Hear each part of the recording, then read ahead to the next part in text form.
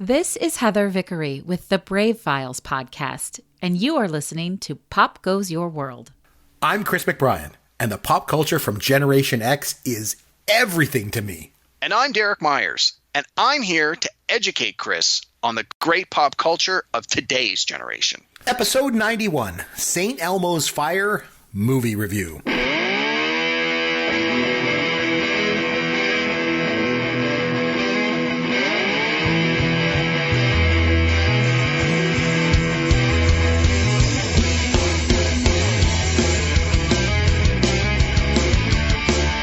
Hey, I'm Chris McBrien, along with Derek Myers. This is Pop Goes Your World. If you want to reach us on Twitter, you can find us at CMcBrien or at Amaron_DM. You'll also find us at popgoesyourworld.com.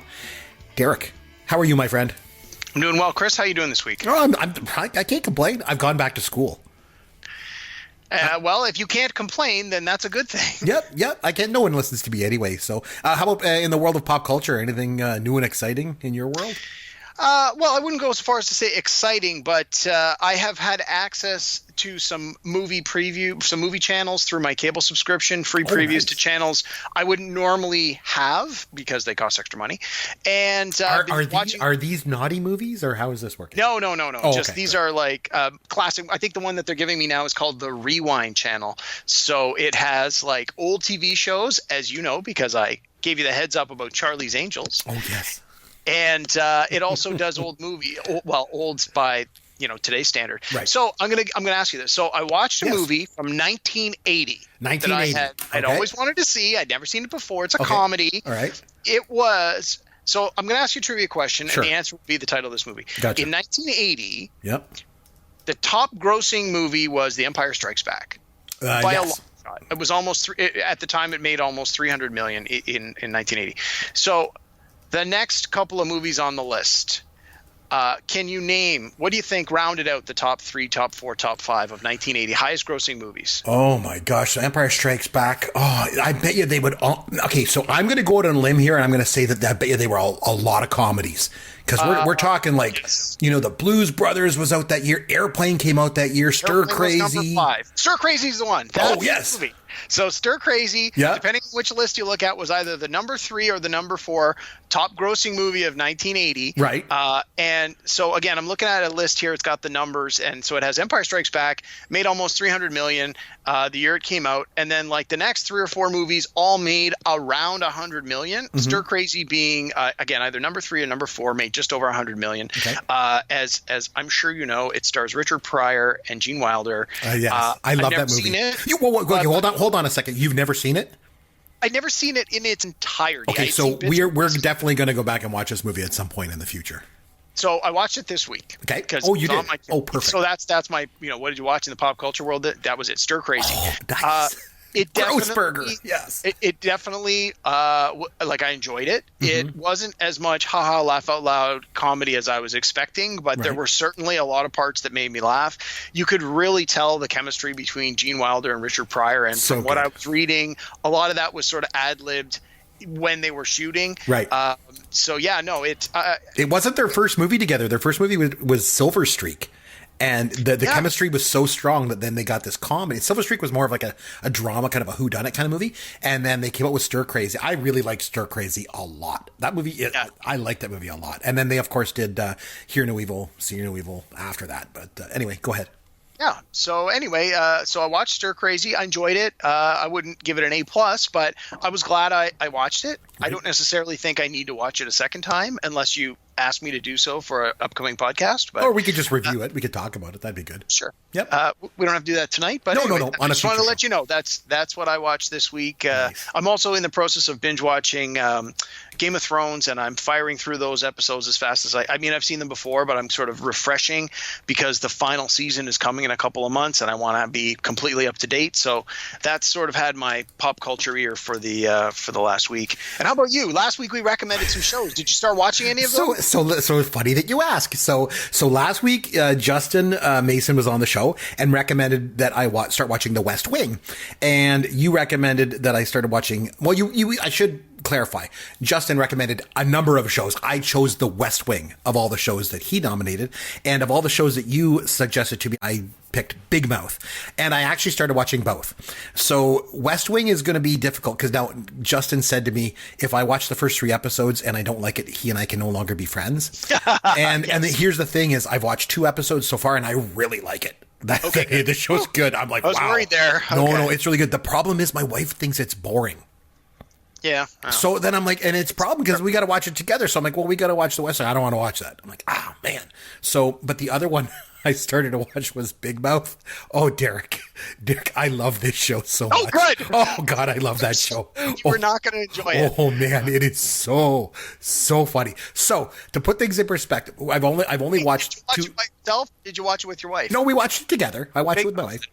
So watched the first episode, loved it. Watched the second episode, loved it. And then this is a mark of how much I love the show. I go to bed. I crawl in bed. I go to sleep. My wife goes to sleep. I start laughing. I'm not asleep yet. Just as I'm falling asleep, I'm thinking about the show and thinking about certain things, and I just start laughing so much that I'm shaking the bed. And she's like, "What are you doing?" And I'm like, "I'm thinking about the show." She's like, "Just stop, go to sleep." And I just keep laughing and laughing because I couldn't get it out of my head.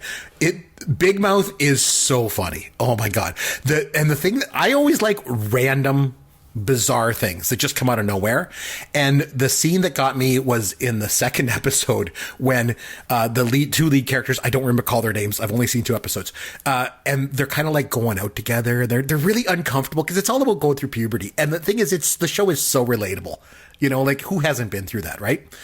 And the boy and the girl are kind of like going out, and then they're not going out. They're not really sure. They kissed and they're not sure. And then everyone's around like, "Oh, so are you guys like a couple? Are you a couple?" And then all of a sudden there's randomly on this tree, this little ladybug, and the ladybug goes, "Yeah."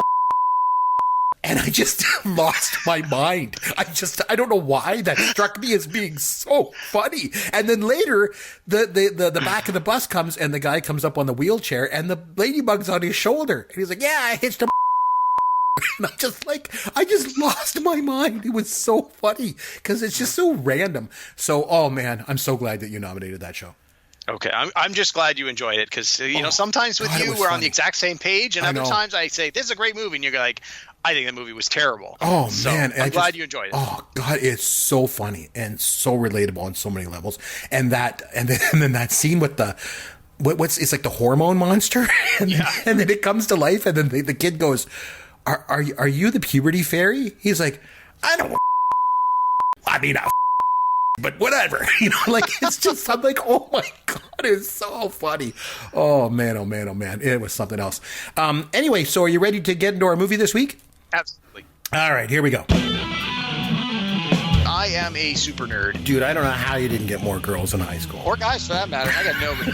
Nothing. You're a caveman. Just club them over the head and drag them home. Oh, my. And I play a lot of Dungeons & Dragons. You're not a nerd. Women love them. Well, yeah, they do, but they're all nerdy women. So The Fonz is 73 years old. Raiders of the Lost Ark is basically Steven Spielberg giving a master's class on how to make a movie. I found a Fonzie shirt that I want for Christmas. Saw it, yeah. And my wife was like, "You're not getting that." Can I finish? Okay, I'm finished. Okay, so it was funny enough, it was you, actually, Derek, that mentioned that we should go back and watch the 1985 sort of Gen X classic, St. Elmo's Fire. So do you want to start us off with this? Maybe just talk about why you wanted to review this movie, kind of the reason for that, and we'll just kind of go from there. Okay, so building on what I said a few minutes ago, I've got these movie channels running these older movies. I'm getting to see movies that I've always wanted to see and have never had an opportunity to do so, or I'm getting to rewatch my favorite movies. St. Elmo's Fire is one of those movies that everyone kept saying, "Oh, you're going to love it. You got to watch it. It's a seminal movie. It's a pivotal movie. It's a Gen X classic," and I've never seen it. And I actually didn't really know anything about it. And so I thought, this is my chance to watch it. And then a couple of weeks ago, I told you I watched it and I started to give you some of my thoughts on it. And you said, "You know what? Save this. Let's do a podcast on this." So I know that this movie holds a good, a near and dear place in your heart. why don't you tell me about it from your point of view first, and then I'll let you know what I thought about it. Coming to it as a Gen Xer, but as someone who is only seeing it for the very first time in 2019. Okay, so the one thing that I want to just make note of, because you made this point to me and I just want you to share it, is what you thought the movie was about before you got into it. Oh, okay. Just share with us. You saw the title of the movie and you're like, okay, this is what I think this movie's about. And so this is a little embarrassing for me, but hey, you can't make fun of your friends. Who can you make fun of? So you're familiar with the movie The Big Chill. You've heard of this movie? You know this movie? Yeah, of course. Okay, so I haven't seen that movie either, but I know that movie is about a funeral. It's about a group of friends that come together because one of their friends has died, and that's sort of what, the premise of the initial premise of that movie, from what I've been told. And I was always under the impression that St. Elmo's Fire was a similar kind of movie. Something happens, and these friends come together, and whatever happens after that. So the movie's called St. Elmo's Fire, and on the poster of the movie, they're sitting outside of a bar that's called St. Elmo's. I always assumed the title was quite literal. The bar burns down. They come back, they share memories about all the great times they had at this bar, whatever. I just always assumed that was the setup for this movie, because in my mind, for some reason, I've connected it to The Big Chill, which has this funeral. Again, I don't know how I made this connection, but I'd always assumed that. And then while I'm watching the movie, I'm like, where's this thing going to burn down? Like, where's the fire? And then I realized, like, about halfway through, I'm like, it must not be a literal title. So I looked, and I'm like, oh, St. Elmo's Fire is an actual thing. I'm like, oh, like, hey, the things you learn, right? You got to learn something every day. And I was like, oh, okay. So, and then towards the end of the movie, they actually, in the dialogue, they talk about, well, St. Elmo's Fire is blah, blah, blah, blah. I was like, oh, well, that might have been a little more useful to know before I saw the movie. And I got to wonder, for people when the movie first came out, how many people made the same assumption I made and either thought, well, that's dumb, I'm not going to see it, or went to see it and were disappointed because nothing burned down. So right, exactly. They go in expecting to see Backdraft, and then they're like, this is kind of a boring character study. You know what I mean? Like, so that's interesting. I think that's hilarious. Okay, so going back to your original question. So kind of what's my take on this? Okay, so this movie came out in 1985. I was 15 at the time. I didn't get a chance to see it because it was rated R. Okay, actually, I don't even know if it was rated R in the theater. Anyway, I did not go see this in the movie theater when it came out. It was sort of more adult kind of, movie with, had swearing and stuff like that in it. And so I saw it maybe a year or two later when it was on the movie channel, you know what I mean, on TV, and I watched it. And so I was 17 at that point. I started to feel like I could almost relate to the characters in a way, thinking that, soon I'm going to be going off to college. I was coming out of high school. They were coming out of college. So they were a few years ahead, right? But there's still just, there was some relatability to it. So I remember watching it. Now this is like 30 years ago, right? But I remember watching it and I enjoyed it. And I enjoyed it at the time, even though it's kind of boring. There's no fire. It's just really a character study with a bunch of different characters that are friends. They're kind of hanging on to their friendship. They're trying to find their way. They get out of college. They're trying to find a job, try to do all that kind of stuff. So I thought it was quite good. And I think I liked it too, because it was a little bit ahead of where I was maturity wise at the time. It felt like I was like, a little naughty watching it in a way, you know what I mean? Like, oh, I don't know, like this is a little bit above my head, but I still struggle to relate to it. So I had fond memories of it, and I watched it more than once way back in the day on the movie channel. So I had fond memories of it. That being said, I went back and rewatched it for the first time in 30 years last night. And, one of the things on this podcast that always was that Yancey would always, kind of, be on top of me about these old movies, like, oh man, they don't hold up. It's not cool in today's society and this and that. And I've got to say, this is one example where I'm going to be on the Team Yancey here, because this movie does not hold up. And there are some very troubling things in what happened in this movie, and I'm sure we're going to get into it tonight. So I'll just say that I liked the movie originally 30 years ago, but it doesn't hold up. Yeah, so that was sort of my feeling as well. Again, having never seen it and literally knowing nothing about what it was about, I felt that I could come to it fresh, almost like you would for a new movie today. And yeah, absolutely. There's a very huge parts of this story do not hold up, are not cool by today's standards. One of the things I always like to do when I watch an older movie is sort of think to myself, could you remake this movie today? And if so, how much would have to change, or what would have to be updated?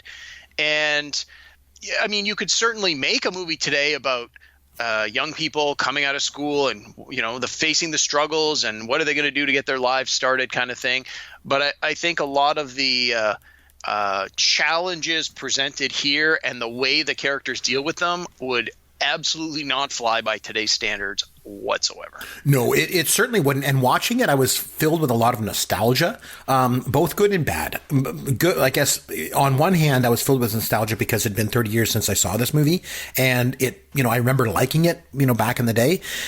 But also a lot of nostalgia in, boy, have things changed. The movie is incredibly dated. The hairstyles and the clothes and all that is, incredibly dated. But the thing that's dated the most, and this is very interesting that it's this movie that does this, because Yancey and I have gone back and forth on a lot of movies, and he's like, you know what, that movie is, like Revenge of the Nerds. And even you and I talked about 16 Candles being very, it just doesn't hold up. There's a lot of very disturbing things in it, but this movie is absolutely chock full of them, right from the beginning till the end of the movie, that just, I can't believe that maybe it was the times that, that we lived in 1985. I can't believe I didn't pick up on it as much then as I do now, going back and looking at it, how actually disturbing a lot of the themes are in this movie. And I'm sure we're going to get into a lot of them tonight. So I'm assuming you're going to agree with me on this.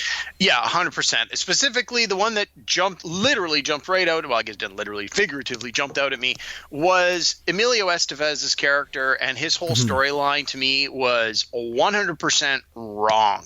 He is an A1 stalker, bordering on like criminal behavior. Just the things he did. So for maybe people haven't seen the movie in a while or have never seen it, the movie starts off, the characters go into the hospital. One of their friends has been in a fender bender, and he sees this woman in the hospital who is now a doctor, and he remembers that he went out on a date with her when he was in college a few years earlier, and he's just head over heels in love with her, love at first sight kind of thing. But she clearly has no memory of him. And so he basically stalks her through the whole movie. He continually calls her place of work to find out why, is she there? What are her shifts? When's she coming in? He eventually he goes into her apartment, and when she leaves the room, he sniffs her pillow. Later in the movie, he follows her to someone's house where there's a dinner party going on, and he's peeping in the windows to try and see who's there and who she's with. And then towards the end of the movie, he verbally badgers her roommate to find out where she's gone for the weekend. Oh, she's gone away to this cabin with this other person. And he drives all the way up there to bombard, to crash the scene. And it's just none of that is cool. In fact, some of that is criminal behavior. If that happened today, this guy would be arrested. He'd have a restraining order. He'd have to have counseling. This is not cool. Yet the way they present it in the movie, it's oh, he's in love and it's cool. And at the end of the movie, it's oh, well, I tried and I didn't get the girl, but I'm okay now. My life will go on. And it's this is so wrong on so many levels. And further to that, the thing that got me at the end of that scene when he goes up to the cabin, and she obviously goes there, she's with that other doctor, and he's really upset. And then he spends the night there and then gets up in the morning, and then the doctor says, let me go get the camera. And I'll take a picture of you two. So he goes, and when he goes to get the camera, she gives him a little kiss on the cheek, and he grabs her and sort of, dips her down and then gives her a kiss. And then she comes back up, and then the way that they play it is that she is wondering, oh, what am I missing here? Oh my God, this guy's pretty good. The look on her face is wow, she's almost moved by him. And then he gives her the picture, and he goes away triumphantly and drives away. And I'm thinking after all this, just you said it all, everything. She didn't even remember who he was. He's sniffing her pillow, stalking her. He ends up saying he's going to go to medical school to impress her, and tries to impress her with money, and then stalks her, like you said. And then they wrap it up by trying to make him sympathetic, or try to make him he's the protagonist. And I thought that was just so bizarre, which kind of leads into another thing, is that this movie is absolutely devoid of likable characters. Yeah, I agree. It's devoid of, and that shocks me, because that's one thing that, Yancey and I in the past, not to keep bringing Yancey up, but whenever he and I were on the show, go back and forth. Man, are you in love with Yancey or what? Like, you should do a podcast with that guy. I should go and stalk him in the rain and go find him at a cabin in the woods and go and get him when he's there with his doctor friend. The thing that I used to always say in all the episodes of this show was how much I like these Gen X movies because they have relatable and likable characters. But this movie is devoid of them, especially from a male viewpoint. You could argue that Leslie and Wendy are likable, and they at least have redeeming qualities. They both do. But none of the male characters are likable in this movie. None of the male characters are even remotely good guys in any way. So I agree, with the marginal exception of Andrew McCarthy's character. So this was probably the only one of the storylines that I actually was interested in at first, where they talk about how, hey, he's never made a pass at Demi Moore's character, but everybody else has. They've never seen him with a woman, and they assume he's gay. Now, keeping in mind the movie was, what year, 85? 85, yeah. So I can understand that at the time you're going to tiptoe around this topic a little bit, because it was a very different time, in the life of gay people. And, it wasn't, people weren't as accepting as they often are today. And so I thought that the movie was handling it in an interesting way that, unlike other movies, like I can remember the movie Mannequin, one of the characters is gay, which also has Andrew McCarthy. Yes. And the character is totally treated for laughs. Or Revenge of the Nerds, the character is gay. And it's like, that's the funny part. Haha, this guy's gay. And then in this movie, I thought, hey, they're not treating this character that way. He's just one of their friends. And whether they realize he's gay or not, it's not a big deal. They're not holding it against him. They're not constantly talking about it with him. He's just one of the people in their crew. And I thought, this is, I was actually impressed with all the other bad things going on. This is the one redeeming thing about this movie here. This is the one redeeming character who's struggling with this.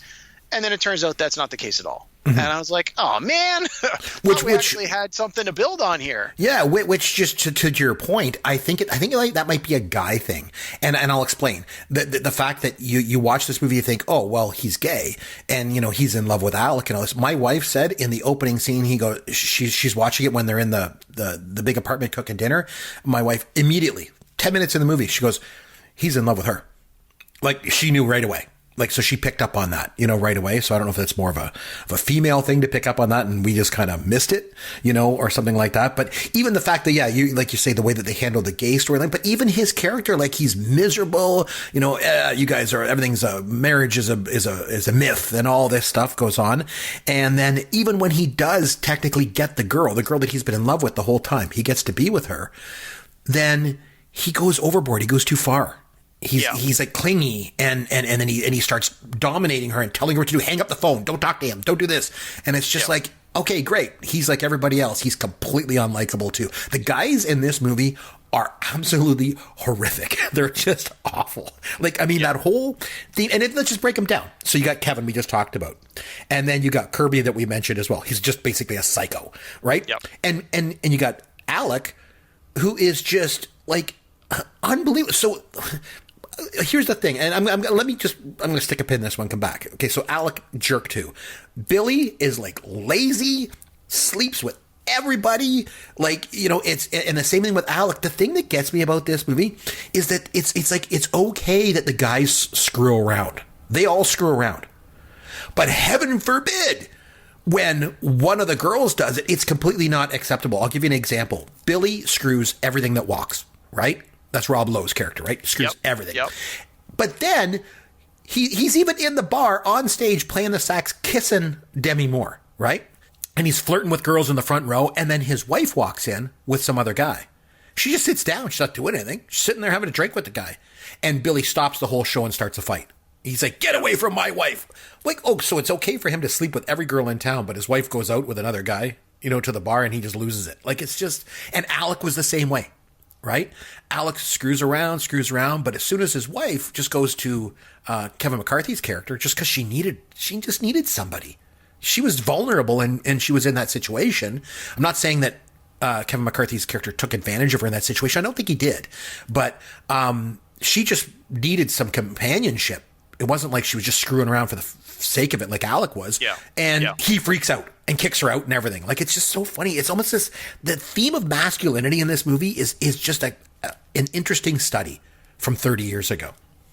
Yeah, and you got to wonder at the time how many people watched this movie and went, these are examples of guys that we should be emulating. Like, often you look to things like movies and say, I want to be like that person I see on the screen. Like, how many people watched this movie and went, oh, like you said, this generation of actors represented people who were only a few years ahead of you. As a young person, did you look at them and think, well, should I be taking my cues from them? Should I do what they do? Should I behave like they behave?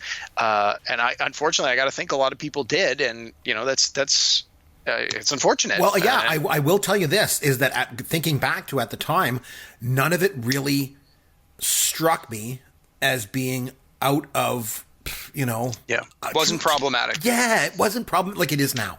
And that might speak to my maturity at the time, being, a teenager. But I think it might speak to the times themselves, of what it was like in 1985 and what, male and female roles and how they've changed, even since then. Mm-hmm. That would be my thought. Yeah, I agree. And I think that, again, it's a reflection of the times. We talk about what holds up and doesn't hold up. Like, the movie begins with the aftermath of a fender bender, and it's abundantly clear that Rob Lowe's character Billy was driving this car drunk and got into some sort of an accident. Doesn't sound like anybody was seriously hurt, but they bring him to the hospital, check him out, and then it's like, okay, everyone's good, and you just go on with your lives. Like, it's something that has clearly changed over time, where if that happened to one of us these days and you had you were caught drunk driving and you crashed into another car or something that caused some damage, that'd be it. Like, you'd have a criminal record. They'd take away your license. Like, there's the stigma of doing it, but he doesn't even seem ashamed. I think they even make a reference to how he's done this before, and everyone just, oh, well, that's the way it is. That happens. That's cool. And it's just, especially by today's standard, it was wrong then, but nobody called them on it, and it certainly does not hold up. Yeah, and then, like I say, going back to the fact that it's dated, like I say, the clothes. There's the one scene where where they go to the bar, and Demi Moore's like got the long hair and it's all crimped. And I'm like, man, is that 1985 right there? And the clothing and even the music. But the thing is, at the time, if you go, we go back 30 years, like, the music was iconic at the time. And I don't use that term, too lightly here. It was absolutely iconic. The theme, Man in Motion, that song Man in Motion that's in the movie. Yep. It hit number one on the charts. And the music from this movie was so popular that David Foster's instrumental, I think it's just called St. Elmo's Fire. I think it's called the Love Theme. Yeah, the Love Theme. It charted as well. It was like... Yeah.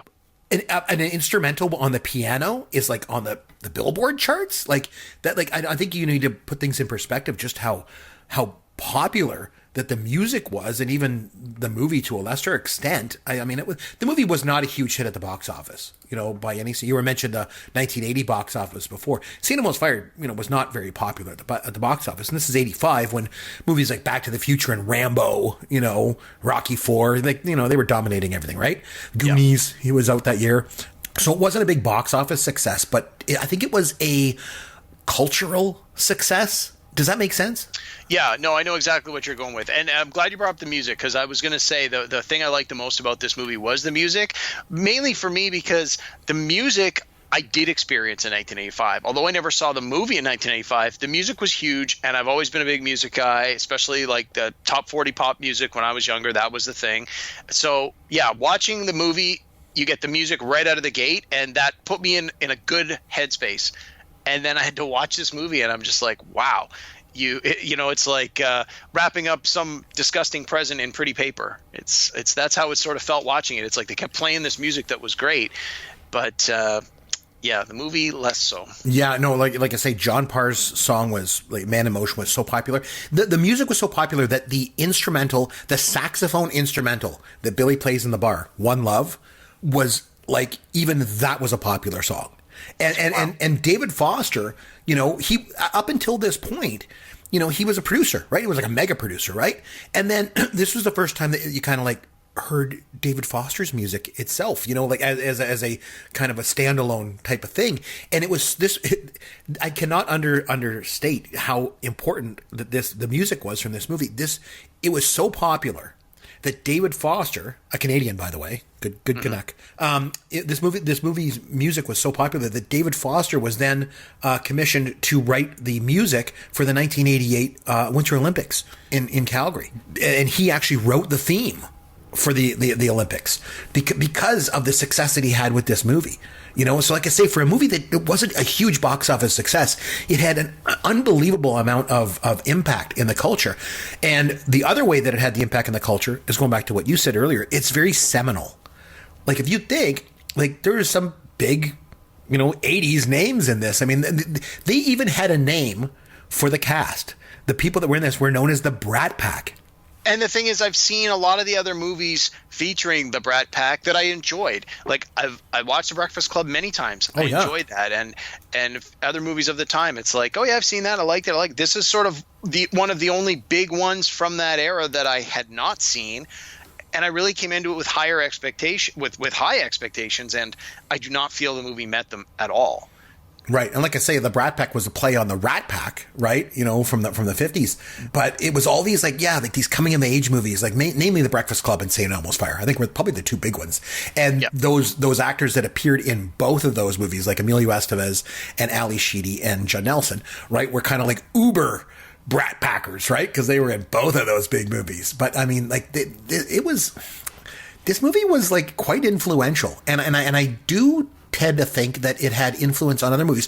Another movie that kind of, I don't want to say spun off of this, but came out about a year later, in 86 or 87 it came out. I can't remember exactly.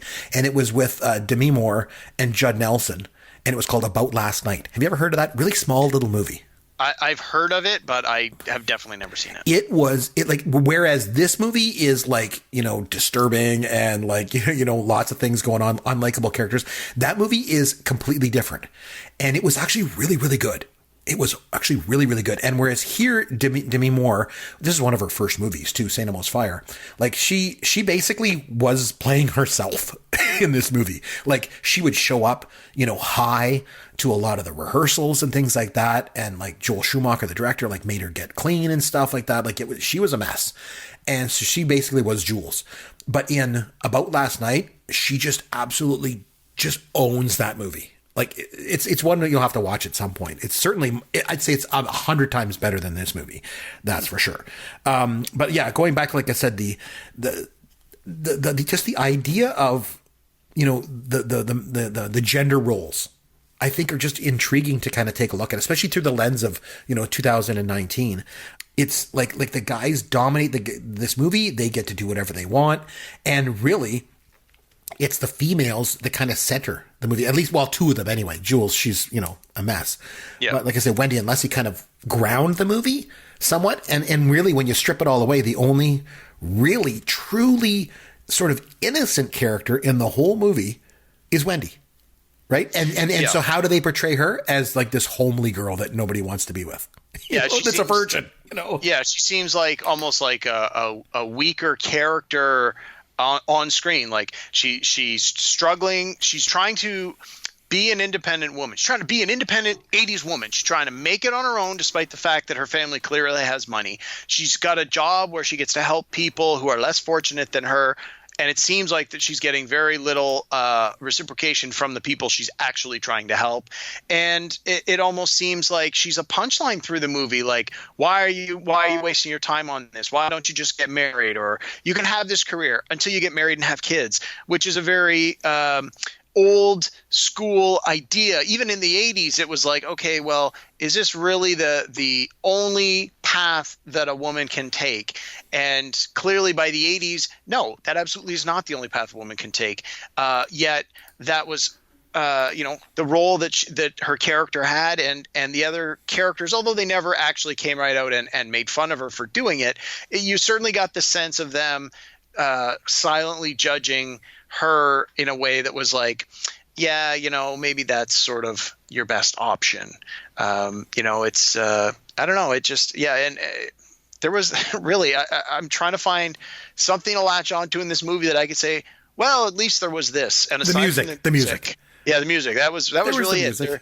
There was really nothing else in this that I went, this was great. One other quick thing I want to mention is the movie assumes, again, I assumed anyway watching the movie, that the characters were very recent college graduates. Like, It seems to me they'd only been in school like maybe a year. Yeah, maybe even less than a year. Because at one point, Rob Lowe's character Billy goes back to the campus, and the students in the fraternity, they all know him. Yeah. So it's like, these are obviously guys who were in the frat the year before, because I assume your student's going to be in a fraternity a couple of years during the course of their tenure. So I think one of the things that was dated to me, and again, it's of the time, is the fact that people were able to go to school, graduate, and get a job right out of school. And in today's day and age, that is not nearly the case. Or at least not to the level that some of them had jobs. Like Judd Nelson's character clearly he was working for a senator. He was working for a Democratic congressman and then moved on to a Republican senator. Yeah. So again, I think it was, again, of the time where not a lot of people went to college. Like in the early 80s, everyone from your high school didn't go to college. Like today, if I went back to the high school where I went, I'll bet you 95% of the graduating class went on to a college or university and had no consideration of doing anything else. But I think in the early 80s, that probably wasn't the case. So the fact that these students, these characters were all students at a university or a college, sort of gave them that leg up. So maybe that's why they were able to get these jobs right out of school. But that to me was definitely a dated concept that was clearly of the time and was probably accurate for the time. But if you remade this movie today and you said, oh, yeah, these 7 friends, they all graduated in the last 12 months and they've all got jobs, no one would believe that. And how did Judd Nelson and Ali Sheedy's characters afford that massive apartment? Like, it was huge. It was like this unbelievable studio apartment. And like, I was like, how the hell did they afford that? Like, that was crazy. One other thing that stood out to me too was just, not to keep harping on all the bad things in the movie, but the movie's not good. The scene when Rob Lowe and Demi Moore are in her truck and she's going to drop him off at home. Yes. And he basically sexually assaults her. Like, and the thing that got me about that was like, it was disturbing because it wasn't even played. I think what was disturbing was even my take on it, because I don't remember that scene being quite like that. I remember him more like he was kidding around. And as I watched it, I'm like, that scene was not played for kidding around at all. He was serious. And he just, the things he said to her and the way he forced himself on her it was not good. Like, it was quite disturbing. And his character just gets away with it. And then the way that the director does it is then she pulls away and his wife closes the door and turns the light off and he's left there alone almost. And then the music comes in. Like, you're supposed to sympathize with him. You're supposed to feel sorry for him because she drove away and then his wife won't let him in the house. Like, it's like, oh, this poor guy, he's left out in the alley. Like, what? Like, it's just, the whole approach to the theme of masculinity is just, it's unbelievable. And, when you think about Joel Schumacher, he made some pretty crappy movies, over the course of his career. If you think of Batman and Robin and, even, Batman Forever. This might be one of those. He made a couple of good ones. Tigerland was excellent, and Phone Booth was excellent. Yeah, Phone Booth is all right, but I mean, this could be one of his. I would say his best movie was actually DC Cab, but I mean, that's just me. Chris, it's funny you bring that up. I actually like that. That movie bombed, and I liked it. I have been waiting for that movie to show up on these old channels for a year, because for some reason it popped into my mind like about a year ago. I thought, I sort of remember that from a kid seeing it on video, and I've been waiting to see it show up on the list. It's funny you bring that up. And blink and you miss him. Well, not really. He's in a bit. Is Bill Maher. Remember Bill Maher playing with the keyboard? He's got the keyboard. And Marcia Wallace from Night Court. Remember that Night Court went through a whole bunch of different characters with Selma and somebody, and Marcia and Marcia Wallace is in that. She's a lot thinner. Mr. T, and of course Irene Cara. I don't know. DC Cab, man. Ugh. An underappreciated film. So one of his best. We'll find a copy of it and do it on a future podcast. Oh, that'd be great. I would love to do a full length commentary of DC Cab. That would be awesome. We'll get together and have a few beverages and do that. That sounds good. Any chance this movie? Okay, so here's the thing. Hollywood has so few original ideas these days. Everything's getting remade. And I just mentioned About Last Night not that long ago, and they remade that movie. And it irked me, because the whole point of About Last Night, not to get off on too much of a tangent, but the whole point of that movie, About Last Night, is it's based on a David Mamet play called Sexual Perversity in Chicago. It needs to take place in Chicago. Chicago is actually one of the characters in the play and then in the movie itself. And Hollywood went and remade it a couple of years ago. Oh, but you know what? It's called About Last Night, but it doesn't take place in Chicago. It takes place in LA, and it's with black people, and it's like this. It's like, wait, that's just a different movie. You know what I mean? It's like, hey, you know what? I'm going to remake Star Wars, but instead of it taking place in space, it's going to take place under the water. And instead of, there's a Death Star. Instead of that, there's just this, cockroach that you got to go step on. It's like, that's a different movie. Like, it's just the stupidest thing ever. But anyway, my point is, any chance this movie ever gets remade? What do you think? Okay, let me ask you this. Yep. If they remake it, do they remake it as an 80s movie, or do they remake it and set it today? Oh, that's a good question. No, I think that they would remake it and set it in today's world. That's the whole point of remaking it, isn't it? I would think. Yeah. So then, would they remake it? I mean, if someone's going to fund it and they think there's money to be made, sure. But I don't think they should. I think that, as we've discussed for the last 45 minutes here, there are not a lot of redeeming qualities to this movie that would stand up under today's scrutiny, unless that's the point. Unless they want to make this movie to find, these 4 or 5 despicable characters and demonstrate how behavior that might have been deemed acceptable 25 years ago, 30 years ago, is no longer acceptable today. That, I think, would be the only way you could make this work in today's movies. And you would have to absolutely hang those characters out to dry. Like, there's no way they're going to be able to do this stuff and then you pull it back and go, yeah, but deep down they're all great guys. It's like, no, they're doing any of this stuff. None of them are great guys. No, they all deserve punishment, and there should be no bones about what's coming to them. None of them should get away with it. None of them should be given boys will be boys. It's a product of its time. They didn't know better. No. So the activities we saw the men do in this movie are despicable. The things they do to women, the things that, just not. And it cool shouldn't. I agree with you. And it shouldn't even take the Me Too movement to bring this to the forefront. These characters are. I thought you hit the nail on the head. I was chuckling because you said these are despicable characters. I would go so far as to say they are the 7 most unlikable characters maybe in the history of movie making. And the thing is, if you're thinking I'm being too rough on this movie, you got to realize I actually liked this movie at the time. I really, really did.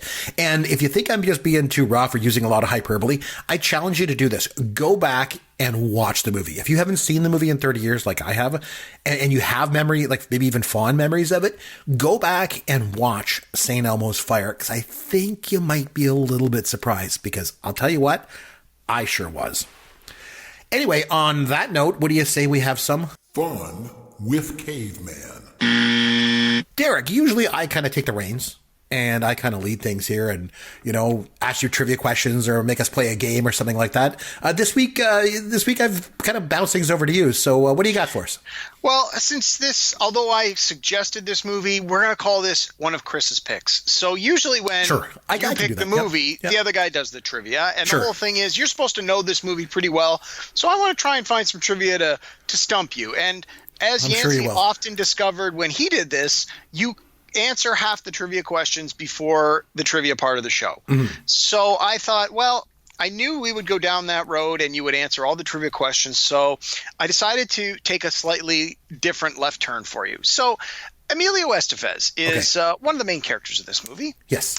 He has been a part of the Hollywood Society for a long time. He's got famous pedigree. His father, Martin Sheen, is a well-known and I'd like to say well-respected actor. You're going to see him in The West Wing. I guess he appeared in the first episode, so you'll see him.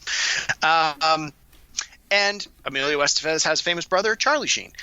In some cases, they have even made some movies together. So I got a couple questions for you. I'm going to give you a list of movies. Okay. Some of them star Emilio Estevez. Mm-hmm. Some of them star Charlie Sheen. And in some of them, both of the brothers appear together. Okay. Yep. So all I want you to tell me as I go down the list is which of the brothers appeared in the movie? Charlie Sheen, Emilio Estevez, or both? Or both. Okay. That sounds fun. Yep. Before we get there, I wanted to ask you this. Do you know which of the two brothers is older?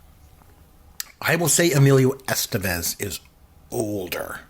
You are right. Ooh. Emilio Estevez is 3 years older.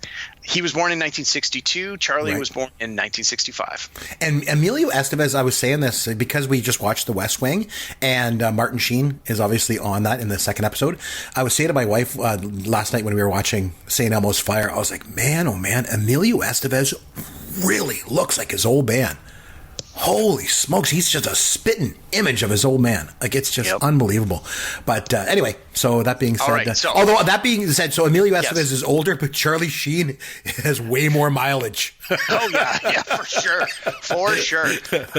Okay, so I'm going to run down the list, and then when we're completed the whole list, I have a couple of very quick follow-up questions for you. Sure, of course. But I'm going to run down the list. So you're going to name the movie, and I got to tell you if one is in it or if both is in it, correct? Yeah, I tried to stick to movies that were pretty well known, but there's a couple that are a little less well known that might just stump you and you'll have to guess. Sounds good. Go I've got a list. There's about 15 movies on the list here, so we'll just run through them quick. You tell me which of the brothers. I've got them in chronological order, the order they came out, starting with The Outsiders in 1983. The Outsiders would have been that was Charlie Sheen, wasn't it? No, it was not. Oh, jeez.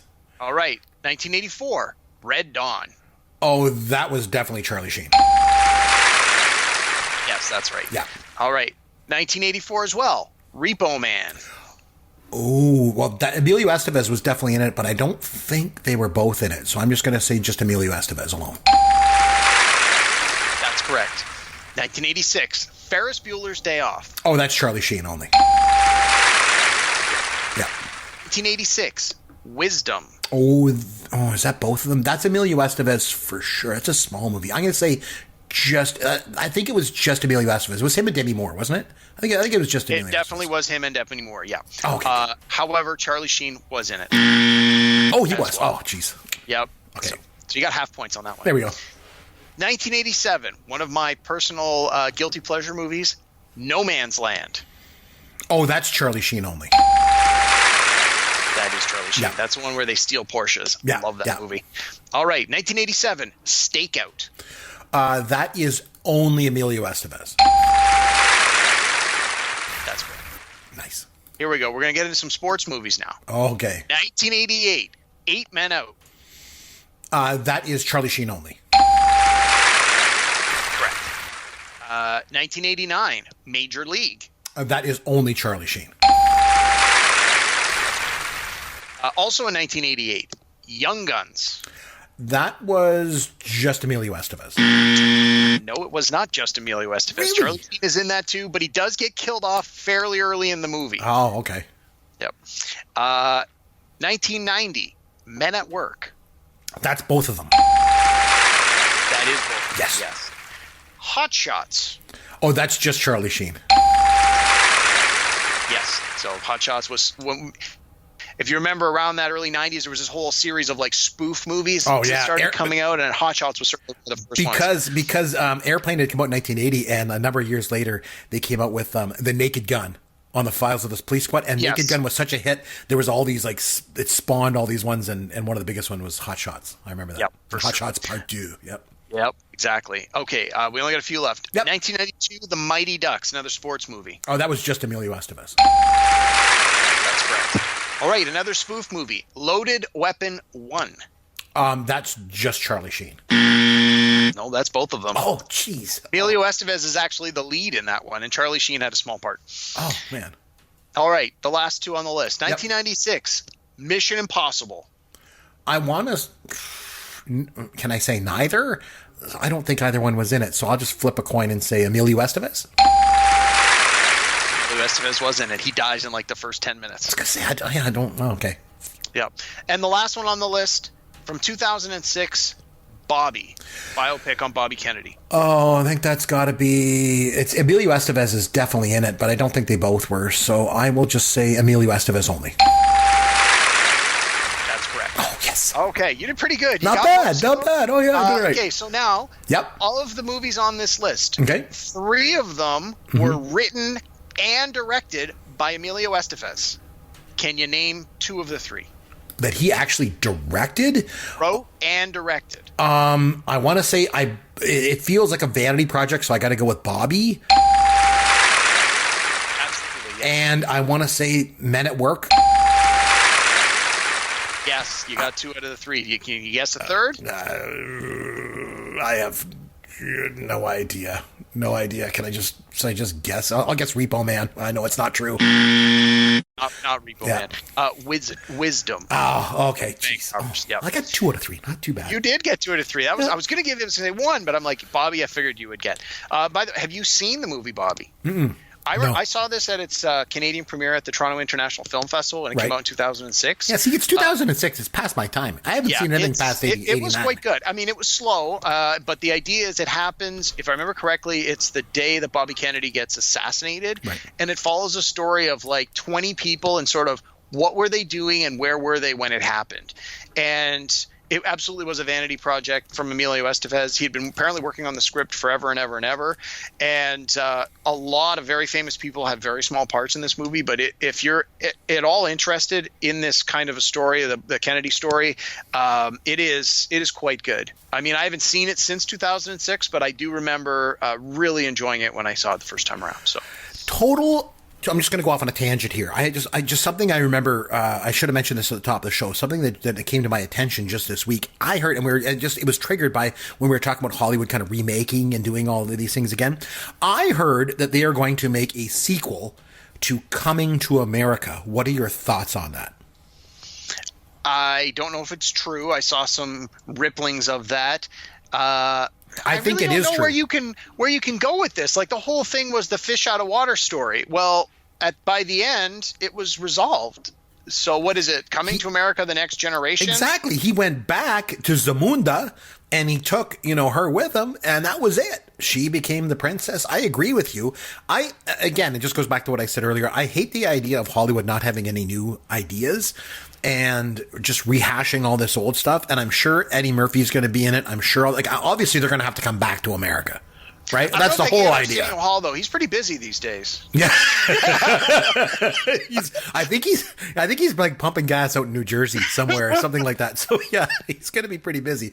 If he can free up his schedule, he'll be able to star in that. Obviously, like I say, they're going to come back to America. But yeah, you're right. The whole thing was the fish out of water story, what made it so funny. And the fact that he's already been to America and kind of knows it a little bit. Yeah, and all these years later, now he has the internet, so now he can tell what's going on. Just let it go. Come up with something new, something fresh. I think the and I love that movie. I love the original movie. I absolutely love Coming to America. So you would think on its surface that I'd be over the moon that they're going to make a sequel, but I do not want to see it. It's like Blues Brothers. Blues Brothers, I loved it when they made the sequel in Blues Brothers 2000. I was just furious that they made this. It's just terrible. But. Sorry. I think the only way that the new Coming to America might have any chance of being successful, they would, I think, have to have it as the female character coming to America and give it sort of that the woman's point of view as opposed to when Eddie Murphy was coming in as the male point of view. I think that's sort of you would have to make that change to refresh the movie, because you could explore different angles that the original movie never could if the gender of the royal who comes to America is different. I think that would open up a lot of possibilities. But then it goes back to what I said before. Then call it something else. Like that's a different movie. Then don't call it Coming to America. Call it something else. And this idea of, I get it, and especially kind of ties into everything that we talked about tonight. With St. Elmo's Fire being, such just an atrocious, horrendous view of masculinity that, it's a good idea to take a look at from the female point of view, but it doesn't mean we got to remake movies and put females in them. Like, how'd that work out for Ghostbusters? Did you watch that Ghostbusters remake with the females in it? Yeah, we went and saw it in the theater. What were your thoughts on it? I didn't watch it. It was okay. I mean, it definitely had some really funny parts. Chris Hemsworth's character was hilarious. It was everything. I don't know. Did you watch it? Have you seen it yet? I have no desire to watch it. The idea is that his character is just this really stupid, really beautiful guy who answers the phones in their new Ghostbusters office. And it was hysterical because if you had a woman in that part, it would be so wrong. And for years, you did have a woman in that part, and people laughed at it when they really shouldn't have. And now they basically said, you know what? Let's just acknowledge how big a problem this was, switch the gender of this objectified character, and show you, in this case, how funny it actually is with this male character in it. And that he stole all the scenes he was in. There were a lot of great scenes, but I think the overall story arc was lacking in many ways. You just kind of triggered something in my memory there when you were mentioning, this guy's beautiful or whatever. Speaking of beautiful, the one thing that stood out to me, again, going back and watching St. Elmo's Fire last night, I don't think there's been a more beautiful human being on the planet than Andie MacDowell. And she just kind of, she's not working anymore like all that much. Like, you don't really see her a lot anymore, right? And I don't know, was it just a lack of talent that you think that she just didn't really carry on? I mean, she basically kind of sort of ushered in the whole independent movie thing with Sex, Lies, and Videotape. So there was that, but then she just kind of faded away after that. And yeah, I don't know. I don't know. I was never a huge fan of her work. I mean, I don't dislike her, but at the same point, I'm not going to see a movie because it's starring Andie MacDowell. Right. No, I guess, Groundhog Day, there was that too. But like I say, recently, she doesn't do a whole lot. But anyway, so it is what it is. Anyway, so next week, we're going to come back with a different movie. So do you have something in mind? Yeah, well, I narrowed down a short list, and I figured during our conversation something would put me in the mood for one over the other. And given how we both sort of had some negative thoughts about this one, I figured we need something a little more upbeat. So I've decided to go with the 1999 comedy Office Space. Oh, good. And Have you ever seen it? Have you ever seen it? I have never seen this movie, believe it or not. So it came out after 89, so of course I haven't seen it. But I've heard lots of things about it. But it's kind of a small movie. It's kind of like a cult movie. It's not a huge hit or anything, right? I think cult movie is a good way to describe it. So it's written and directed by Mike Judge, who people, if you don't know who that is, he was the creator of Beavis and Butthead. He was also the creator of the long-running animated show King of the Hill. And he's done some other movies, hits and misses along the way.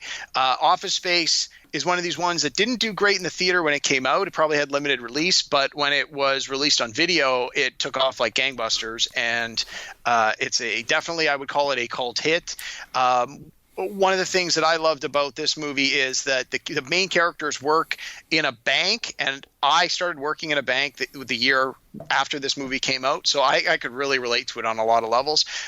Chris, I know you don't work at a bank, but I think a lot of the humor stems from just office culture in general, and I think that a lot of the humor really holds up, even though it's now 20 years old. So 1999, Office Space by Mike Judge. Give it a watch between this week and next, and I shall. Chat about it. I shall watch it. The only thing I'll say going into it, and I'm not going to take any sort of prejudice into the film, is that you mentioned it's done by Mike Judge, who did King of the Hill. I never liked King of the Hill. I don't know. Didn't like that show. The thing that got me about that show is I was like, why is it animated? There's no reason for that show to be animated. It could have just been live action. Most animated shows are animated for a reason, because, they're just doing certain things and that just can't be done in live action. I have no idea why King of the Hill was an animated show, and I never ever liked it at the time. But that being said, I'm not going to take that prejudice in. I'm going to go in with an open mind. Honestly, I will. I've heard quite a few good things about Office Space as a cult film, so I will watch it. We will come back next week and we will review it. So we'll do that. Sound good? Sounds great. All right. Well, if you'd like to reach out to us, you can find us on Twitter at @CMcBrien. That's me. At Amaron_DM. That's Derek. PopGoesYourWorld.com for all of our contact information. And if you listen to the show or download on iTunes, take a minute, leave a review for the show. We'd obviously really appreciate that. Until next time, this is Chris McBrien for Derek Myers saying thanks for listening to Pop Goes Your World, the pop culture podcast for the generations.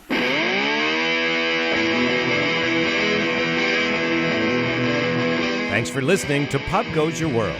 You can contact Chris and Derek at popgoesyourworld.com. Please take a minute and review the podcast on iTunes or wherever you download and listen to the show.